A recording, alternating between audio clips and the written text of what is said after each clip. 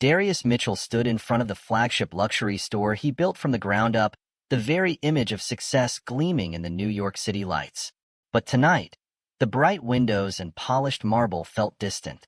Dressed in a simple hoodie and jeans, Darius felt the weight of something far heavier than the garment on his back: suspicion. Rumors had trickled down to him, stories of customers treated poorly, dismissed for reasons that gnawed at the core of everything he believed his brand represented. He adjusted his hood slightly, glancing at his reflection in the glass. To anyone passing by, he was just another pedestrian, a man far removed from the billion-dollar empire that bore his name. This wasn't about the money or the prestige. This was personal. His father's face flashed in his mind. His quiet strength, the countless stories of silent indignities he'd endured in places just like this. This investigation was a tribute to the man who had raised him. As he entered the store, the familiar scent of leather and high-end cologne hit him. Soft jazz played in the background, and the entire space exuded exclusivity. Darius scanned the layout, a carefully curated display of elegance and modern design. Yet, beneath the surface, something was off. The employees moved with a cold efficiency, their eyes barely flicking toward customers who didn't fit a certain mold. "Good evening," a soft voice greeted him, and Darius turned to face a young saleswoman with a professional smile. "Can I help you find something today?" Before he could answer, Mason Turner appeared behind her. "Sarah." Mason's voice was firm, cold. "I'll handle this." Sarah stepped aside, her eyes flickering with something between apology and discomfort. Mason didn't bother with pleasantries. He stood with his arms crossed, a slight sneer forming on his thin lips as his eyes took in Darius's casual clothes. "We're closing soon. If you're looking for something specific, you'll want to make it quick." Darius held back the sharp retort that jumped to his throat. "I'm looking for a coat," he said calmly. "A black trench, something high-end." Mason raised an eyebrow, glancing at Darius's hoodie again, as if the words high-end didn't quite match the person speaking them. "Our top collection's in the back," Mason said dismissively, "but it's probably not in your range." For a brief moment, Darius considered revealing who he was right then and there. But this wasn't about his ego. He needed to see this through, to witness firsthand how deeply the problem ran. "I'll take a look anyway," he replied, keeping his voice steady. Mason shrugged, turning to lead Darius deeper into the store. They passed displays of finely tailored suits and rows of designer shoes, each piece carefully arranged to project an air of luxury. Darius couldn't help but notice how Mason made no effort to explain the items they passed. No sales pitch, nothing. Just silence and that lingering air of disdain. As they reached the back of the store, Mason gestured lazily toward a rack of coats. "There. You'll find what you're looking for." He made no move to assist further, his expression bored. Darius ran his fingers over the material of one coat. Fine wool, impeccable stitching. Exactly the kind of quality he had insisted on for his brand. But the price tag, left conspicuously turned outwards, felt like a deliberate message. He glanced at Mason, who hadn't moved an inch, still watching him with narrowed eyes. "This one looks good," Darius said, pulling the coat off the rack. "I'll take it." Mason's lips twitched, a smirk forming. "Sure you want to check the price first?" His tone dripped with condescension. "It's a little steep for casual shoppers." Darius's grip on the coat tightened. This wasn't just about Mason's attitude. It was about something far bigger, a pattern of behavior rooted in a deep-seated prejudice. He felt the weight of his father's memory pressing on his chest. How many times had his father stood in places like this, treated like he didn't belong? "No need," Darius replied, his voice calm, though a storm brewed beneath the surface. "Ring it up." Mason blinked, clearly not expecting that response. For a brief moment, something like uncertainty flashed across his face. But just as quickly, his usual sneer returned. "All right then," he muttered, turning on his heel and heading toward the register. As Darius followed, Sarah, the young saleswoman from earlier, caught his eye. She offered a small, uncertain smile, as if to say she saw what was happening but couldn't do anything about it.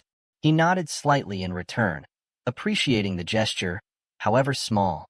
At the register, Mason punched in the price without a word, his eyes flicking over to Darius as if waiting for him to back out. But Darius simply handed over his card, watching the flicker of disbelief in Mason's eyes as the payment went through. "Enjoy your coat," Mason said, his voice flat, devoid of any real meaning. "I will," Darius said, slipping the coat over his shoulders and turning toward the door. But before he left, he paused, his hand resting on the handle for a moment. Without looking back, he added quietly, "I'll be back tomorrow." Mason didn't respond. He didn't need to. The tension hung in the air between them, thick and unspoken. Darius stepped out into the cool night air, his heart heavy with disappointment. He hadn't wanted to believe the rumors, but now that he had seen it for himself, there was no denying the truth. As he walked through the busy streets of New York, the coat felt heavier with each step, a tangible reminder of the work that lay ahead. His thoughts drifted to his father again, to the stories of humiliation he had endured in silence. Darius's resolve hardened. This wasn't just about Mason, or even this one store. It was about ensuring that no one else ever felt the way his father had. Tomorrow, Mason would see him again, not as a shopper, but as the man who owned everything he thought he controlled. The battle was only beginning. Darius sat in his sleek office on the 45th floor of the Mitchell Enterprises headquarters, the sun casting long shadows over the New York skyline. He'd been here before. A battle looming, emotions restrained beneath a calm exterior. He glanced at his assistant, Lisa, who was waiting for him to speak. "Call Mason Turner," Darius said, his voice measured. "Tell him I want to see him tomorrow morning. He'll think it's about store performance." Lisa, who had worked with Darius long enough to sense when something deeper was at play, nodded without hesitation. "And should I let him know what the meeting is really about?" Darius paused, considering. "No. Let him come and expecting a routine discussion. I want him to see the truth for himself when he walks through that door." The next morning, Mason Turner walked through the doors of Mitchell Enterprises with an air of confidence. He had done this before, corporate meetings to discuss sales figures, strategies, the usual. His black suit, tailored but a little tight around the waist, reflected the luxury he believed he represented. As he approached the executive conference room, Mason straightened his tie, expecting another conversation about performance metrics. Lisa greeted him at the door with her usual efficiency.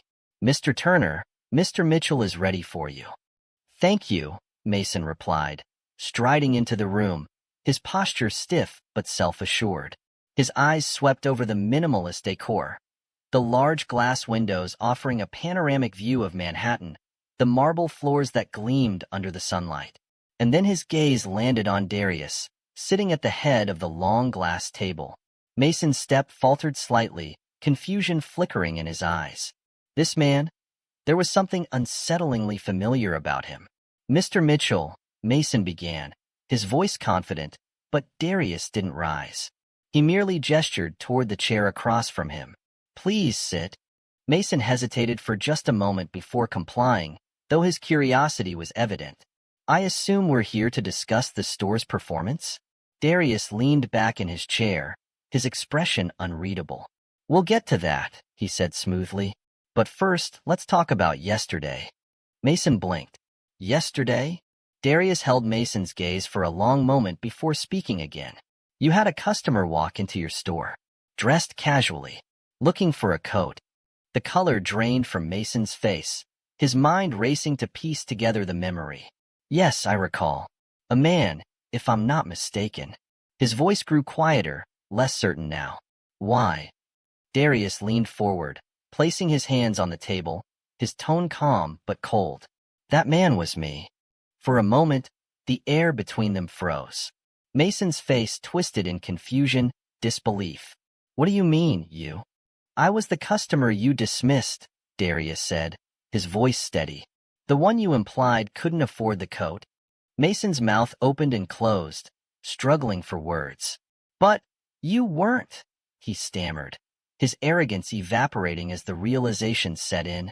I didn't know." Darius let the silence hang between them for a moment longer before he spoke again. "No, you didn't know. You didn't bother to ask. You didn't think I was worth your time, because of how I looked." Mason's hands fidgeted on the table, his face pale. Mr. Mitchell, I can explain. Go ahead, Darius said. His eyes locked on Mason's. Explain.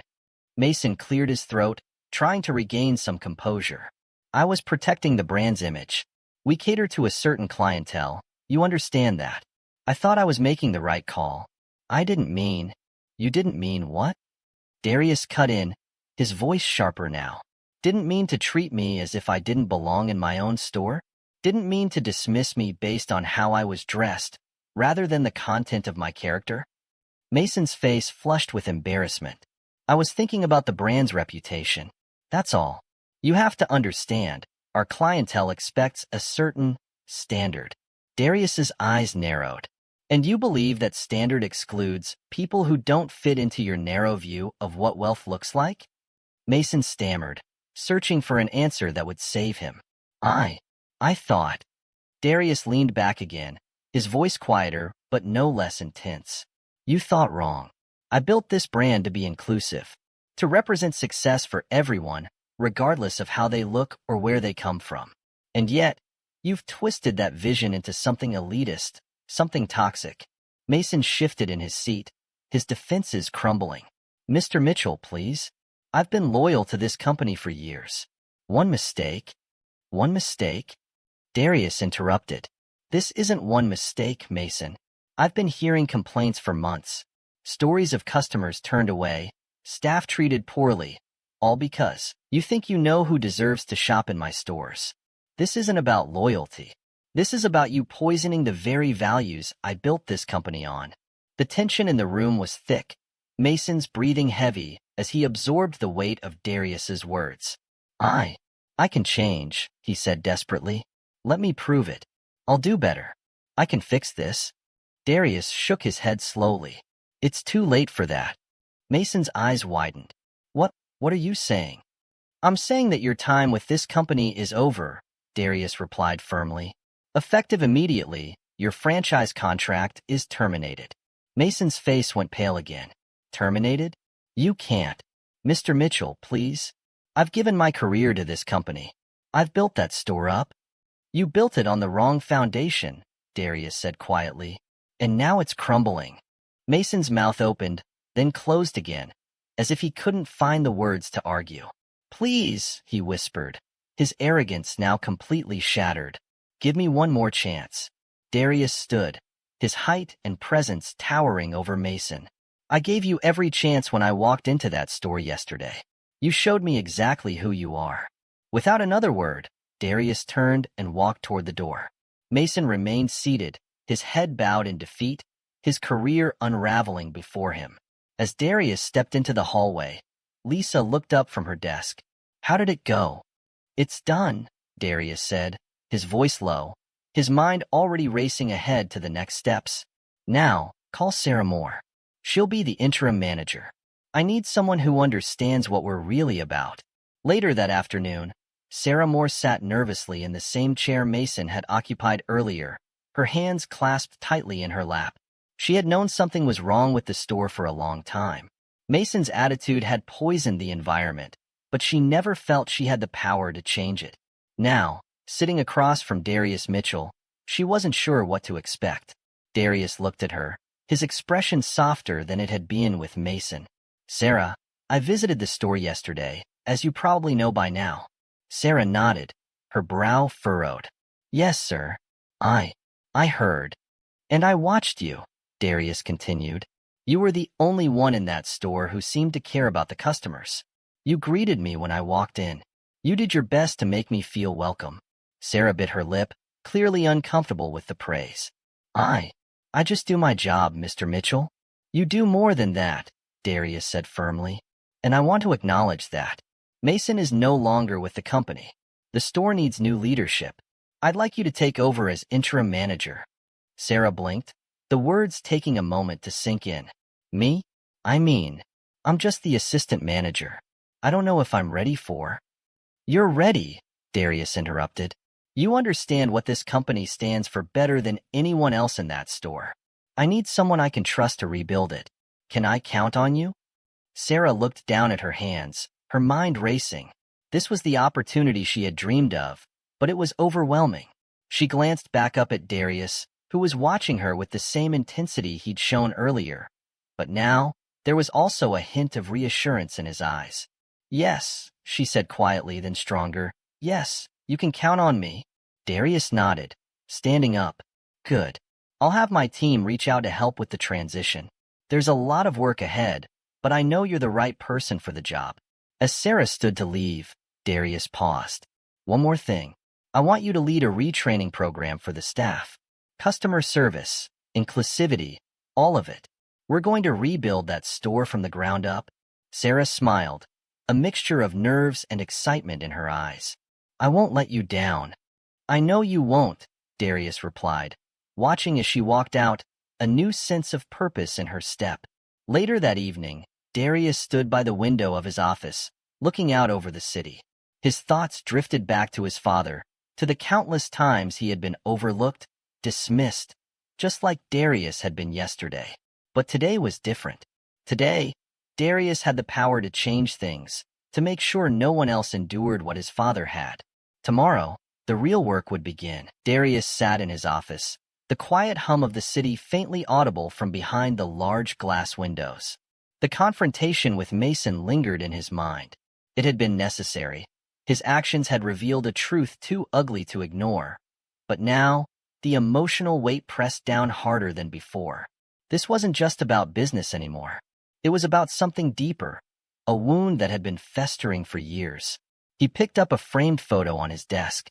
It was of his father, Ethan Mitchell, standing tall, smiling in a way that always brought warmth to Darius's heart. His father had taught him everything: dignity, perseverance, and the importance of respect. But there was one thing Darius had never fully grasped until now: the depth of the pain his father had endured, the quiet indignities he'd suffered throughout his life. Darius put the picture down, his mind racing. He couldn't shake the thought that this fight was about more than just righting a wrong. It was about honoring his father's legacy. And something inside him told him there was more to uncover about the store, about Mason, and about the past. Later that day, Darius instructed his assistant, Lisa, to pull up the store's history. As she sifted through files and records, Darius paced the room, his thoughts darkening.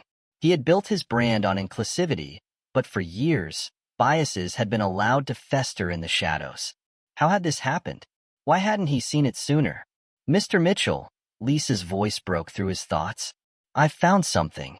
Darius turned toward her, his brow furrowed. "What is it?" Lisa handed him a folder, her face unreadable. "It's about your father." Darius took the folder from her and sat down, his heart pounding in his chest. He opened it, his eyes scanning the documents inside. What he saw made his breath catch in his throat. Years ago, when his father was a young man, he had been refused service at a store. This store, the flagship location, and Mason had been involved. Darius stared at the paper, his mind reeling. His father had told him stories of being mistreated because of the color of his skin, but he had never mentioned this. The connection was undeniable now. The very man who had humiliated him yesterday had once humiliated his father, decades earlier. "Lisa," Darius's voice was low, barely more than a whisper. "Did my father ever mention this to you?" She shook her head, her eyes full of sympathy.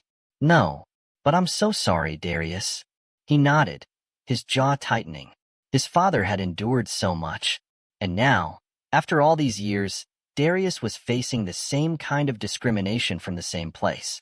It was too much of a coincidence. It wasn't just a professional battle anymore. This was personal. He felt his father's spirit beside him, urging him forward, pushing him to make things right. "I need some time alone," Darius said quietly, standing up and moving toward the window, staring out at the city. Lisa nodded, leaving him with the weight of the revelation. Later that evening, Darius sat in the quiet of his office, his thoughts heavy. He knew what he had to do. This wasn't just about Mason anymore. It was about a systemic problem that had been allowed to fester. He needed to dismantle it, rebuild the culture of his company from the ground up. He called Sarah Moore, the assistant manager he had promoted to interim store manager after Mason's dismissal. When she entered his office, she looked both excited and nervous, still adjusting to the new role. Thank you for coming, Sarah, Darius said, gesturing for her to sit. Of course, Mr. Mitchell, she replied, her hands clasped tightly in her lap. I wanted to talk to you about the next steps for the store, Darius began, leaning forward slightly. I know the atmosphere Mason fostered there has been toxic, and I want to change that, but I can't do it alone. I need your help. Sarah nodded, her eyes determined. I'm ready. I've been wanting this change for a long time. Darius studied her for a moment, appreciating her honesty and resolve. Tell me, he said, what do you think the biggest issues are with the staff right now? Sarah sighed, glancing down at her hands for a moment before speaking. Honestly, there's been a culture of elitism for as long as I can remember. It starts at the top, and it trickles down.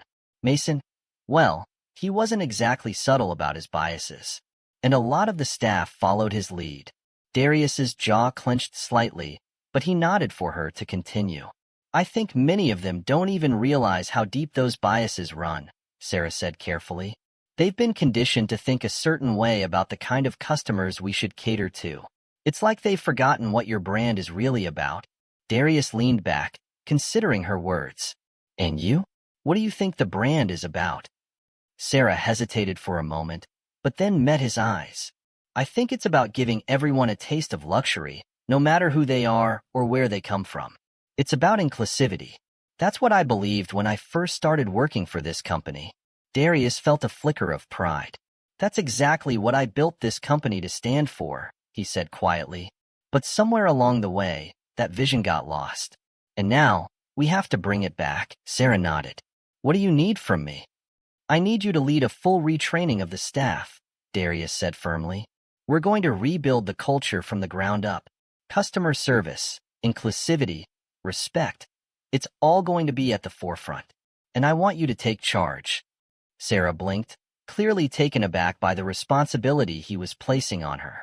I don't know if I'm ready for that, she said softly. Darius gave her a small, reassuring smile. I wouldn't have promoted you if I didn't believe you were ready. I've seen how you handle customers. You have the right instincts. You just need to trust yourself. Sarah exhaled slowly, the weight of the task settling on her. But then she nodded, determination flashing in her eyes. I won't let you down. I know you won't, Darius said, standing up. We'll start next week. I'll have my team provide you with the resources you need to get the staff up to speed. As Sarah stood to leave, she paused for a moment, glancing back at him. Mr. Mitchell, can I ask you something? Of course, Darius replied, folding his arms across his chest. Why now? She asked, her voice soft but curious. Why are you making these changes now, after all this time? Darius hesitated, his thoughts drifting back to his father, to the revelation he had uncovered. He wasn't ready to share the full truth yet, but he knew he owed Sarah some kind of answer. Let's just say it's long overdue, he said quietly. Sarah nodded, accepting his response, and left the office, leaving Darius alone with his thoughts once again. The following week, the retraining sessions began. Sarah led the charge, guiding the staff through exercises designed to challenge their assumptions and biases. Darius checked in regularly, watching as the store's atmosphere slowly began to shift. At first, there was resistance, especially from some of the longer-tenured employees who had grown comfortable under Mason's leadership. One of them, Kevin, a senior salesperson who had been with the company for years, voiced his concerns during one of the training sessions. I don't see why we're doing this, Kevin said, his arms crossed as he addressed Sarah. This store has always catered to high-end clients. Why should we lower our standards to be more inclusive? Sarah met his gaze evenly, her voice calm but firm. We're not lowering our standards, Kevin. We're expanding them. Luxury isn't about exclusivity. It's about quality, and that's something everyone deserves. Kevin scoffed. And you think treating everyone the same will help us sell more? I doubt it. Sarah didn't waver. I know it will. And if you're not on board with that, maybe this isn't the right place for you anymore. The room went quiet as Kevin stared at her, clearly taken aback by her confidence. But after a moment, he sighed and sat back down, his defiance fading. The message was clear. The changes were non-negotiable. Weeks passed, and slowly but surely, the store began to transform. Customer feedback improved, and the staff started to embrace the new direction.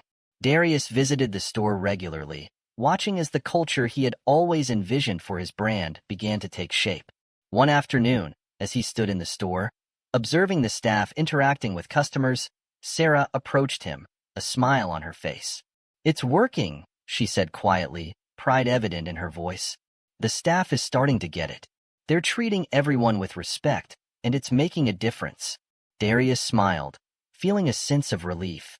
"It's because of you, Sarah. You're leading this change." Sarah shook her head modestly. "I'm just doing what you asked me to do." Darius turned to her, his expression serious. "No, you're doing more than that. You're helping me build the kind of company my father would have been proud of." Sarah looked at him, her eyes softening with understanding. She didn't ask for more details, but Darius knew she sensed the deeper connection driving his mission. As Darius watched the store flourish under Sarah's leadership, he felt the weight of his father's legacy settle into place. The wound that had been opened so many years ago was finally starting to heal. The day of the staff meeting arrived. Darius stood in the back of the conference room, observing quietly as the employees of the flagship store trickled in. The atmosphere was tense. Whispers filled the room, and nervous glances darted around. Everyone had heard about Mason's departure, but no one knew exactly what was coming next. At the front of the room, Sarah stood, her back straight but her hands clasped tightly. She had prepared for this, but now that the moment was here, the weight of responsibility was settling in. She caught Darius's eye from across the room, and he gave her a small nod of encouragement. She took a deep breath. "Good morning, everyone," Sarah began, her voice steady despite the nerves. "As many of you know, there have been some significant changes in leadership at the store. Mason Turner is no longer with us, and I've been appointed interim manager." A murmur of surprise rippled through the room. While some employees had suspected Mason's firing, hearing it confirmed hit harder. "I understand this might be unexpected for some of you," Sarah continued, her gaze sweeping the room, "but I want to assure you that these changes are necessary. Under Mason's leadership, this store lost its way. Our focus shifted from what this brand truly stands for, and it's my job to help us get back on track." She paused, letting her words sink in. This company was built on the principles of inclusivity, quality, and respect. We are here to give every customer, no matter who they are, a luxury experience. Moving forward, we're going to embody those values in everything we do. A few employees exchanged skeptical looks. Kevin, one of the senior salespeople, crossed his arms, his expression unreadable. Darius watched him closely, knowing that he'd be one of the biggest obstacles to this transition. Sarah continued, "There will be retraining sessions starting next week. We'll be focusing on customer service, inclusivity, and creating a welcoming environment for everyone. This is non-negotiable. We are all expected to participate and embrace these changes." "Non-negotiable?" Kevin's voice cut through the room, his tone laced with defiance. "So what? We just forget everything that's worked for years because of some new agenda?" Sarah's jaw tightened, but she kept her composure. "This isn't a new agenda, Kevin. It's what the company has stood for since the beginning. Somewhere along the way, we lost sight of that, and now we're correcting it." Kevin scoffed, leaning back in his chair. "And you think retraining is going to fix everything? High-end customers don't want to be treated the same as everyone else. That's the whole point." A murmur of agreement echoed from a few other employees. Darius stepped forward, his presence commanding the room's attention. He had been content to let Sarah lead the meeting, but now it was time to speak. "Let me be clear," Darius said, his voice calm but firm. "This company was never about exclusion. It was never about catering to some imaginary idea of who deserves luxury. It's about giving people the opportunity to experience it, no matter who they are. And if anyone in this room thinks that's not the right direction, then maybe this isn't the right place for you." The room went silent. Kevin shifted uncomfortably in his seat, but didn't say anything further. Darius's words hung heavy in the air, and no one dared to challenge him. Darius turned back to Sarah, giving her a nod to continue. Sarah regained her momentum, her confidence bolstered by Darius's support. "The retraining sessions will start on Monday. I expect everyone to come with an open mind and a willingness to learn. This is about more than just sales. It's about the culture we create in this store. And that culture will be one of respect, inclusivity, and excellence. The rest of the meeting continued without interruption, though the tension in the room was palpable. As the staff filed out, some looked relieved, while others seemed uncertain about the future. But Sarah remained resolute. She knew there would be challenges ahead, but with Darius backing her, she was determined to lead the store through this transformation. In the days following the meeting, the retraining sessions began in earnest. Darius made a point to visit the store regularly, observing how the staff was responding to the new direction. He watched as Sarah led the training sessions, guiding the employees through scenarios that challenged their assumptions and biases. At first, there was resistance, especially from the more senior staff members like Kevin.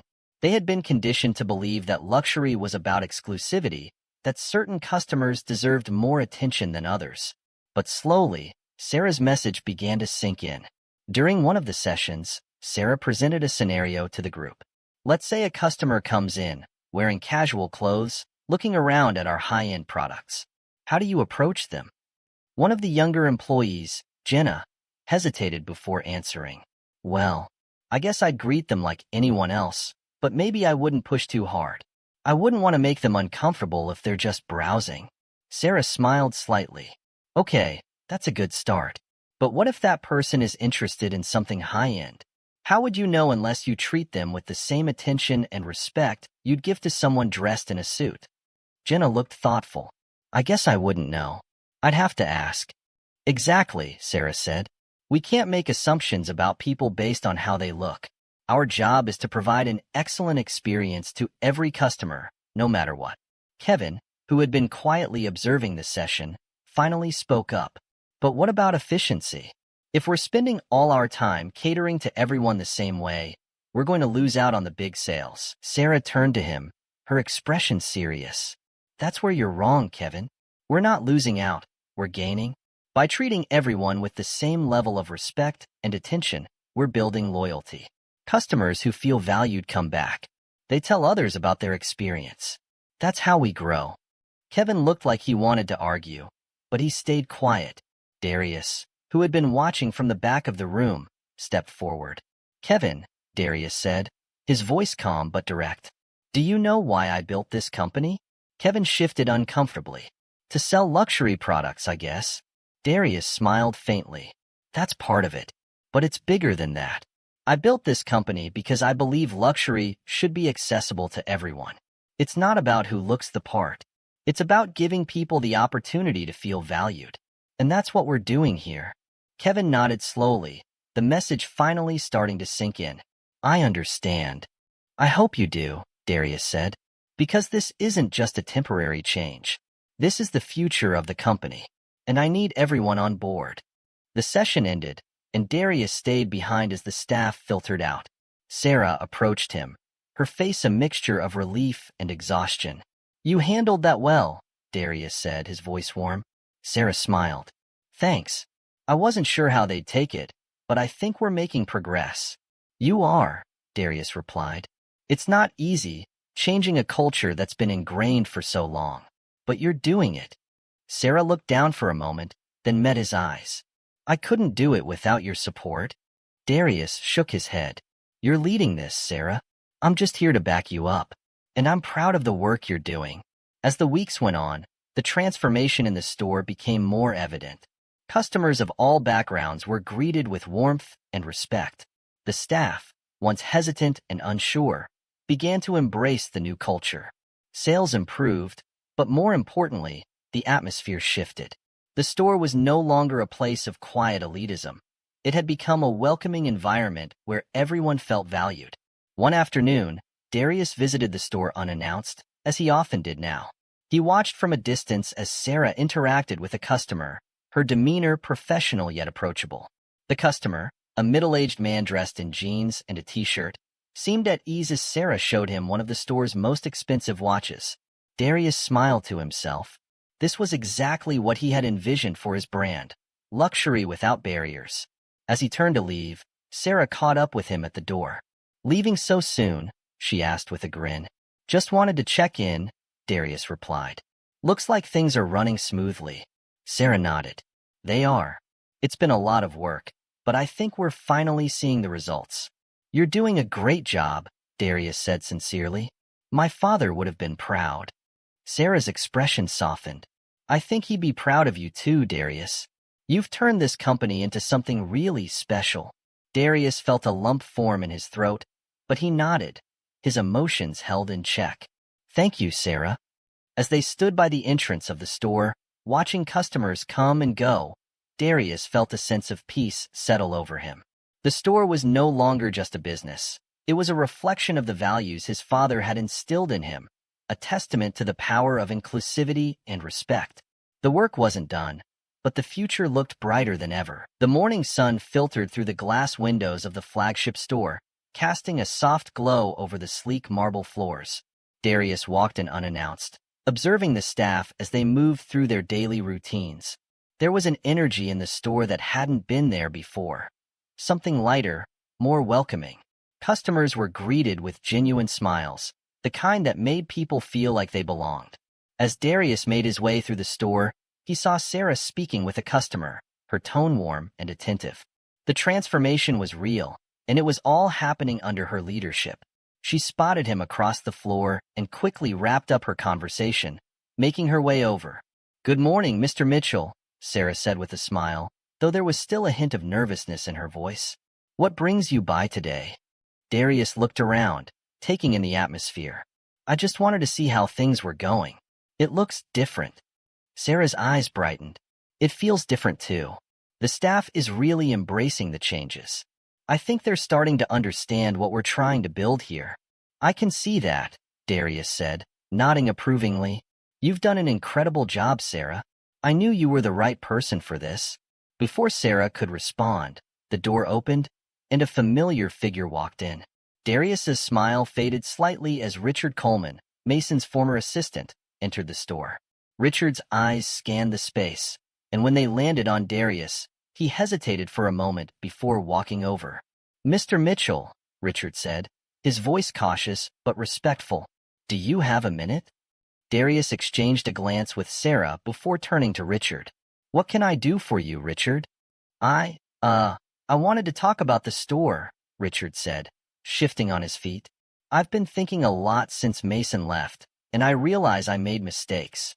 I let him influence the way I treated customers, and I know that's not what this company is about."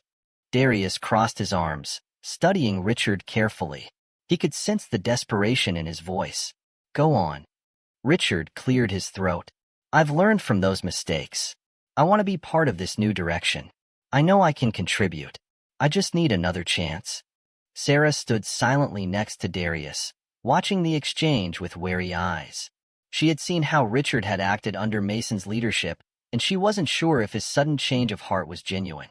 Darius, however, remained calm, though the weight of the past lingered heavily in his thoughts. He thought about his father, about the countless times he had seen people like Mason and Richard refuse to change until they had no other choice. He couldn't ignore the history of what had happened at this store. "Richard," Darius began slowly, his voice measured, "I'm not sure if you understand how deep the damage goes. This isn't just about correcting mistakes. It's about rebuilding trust. And right now, I'm not convinced that you've truly changed." Richard's face tightened with desperation. "But I have. I know I was wrong, and I'm ready to do whatever it takes to prove myself. Please, Mr. Mitchell, I'm asking for a chance." Darius glanced at Sarah, who stood silently but firmly beside him. He could tell she didn't trust Richard's words either. Her leadership had been the key to transforming the store's culture, and bringing Richard back into the fold could jeopardize everything they had worked for. "I'm sorry, Richard," Darius said after a long pause, his voice calm but firm. "But this store needs leaders who fully embody the values we stand for, without hesitation or second chances. You had your time here, and it's clear that the direction we're going in is not aligned with your past actions." Richard's shoulders slumped, his face filled with disappointment. I understand," he muttered. "Thank you for hearing me out." Darius nodded, watching as Richard turned and left the store, his footsteps heavy. Sarah let out a quiet sigh of relief, turning to Darius. "You made the right call," she said softly. I hope so, Darius replied, his thoughts drifting back to his father. He knew that his decisions now were not just for the present. They were for the future, and for the legacy his father had left behind. Later that afternoon, Darius sat in his office, staring out at the New York skyline. He couldn't help but reflect on the journey that had led him to this point. It had started with a simple desire to right a wrong, but it had evolved into something far deeper, something personal.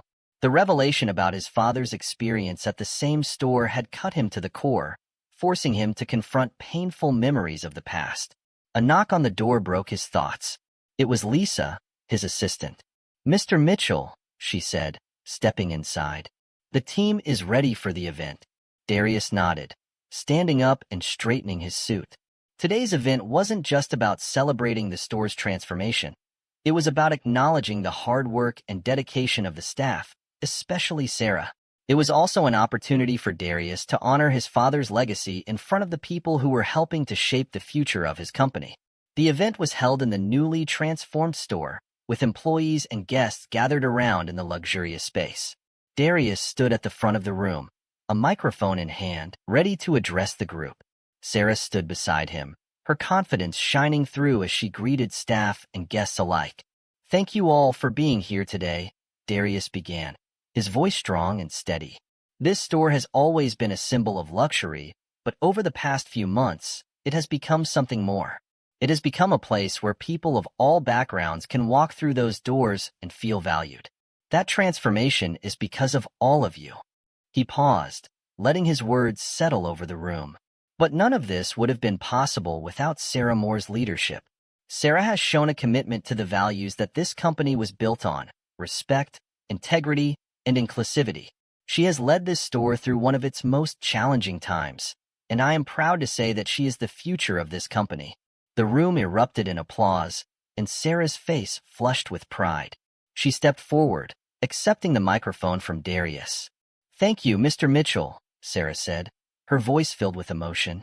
I'm honored to be part of this company, and I'm grateful for the opportunity to lead such an incredible team.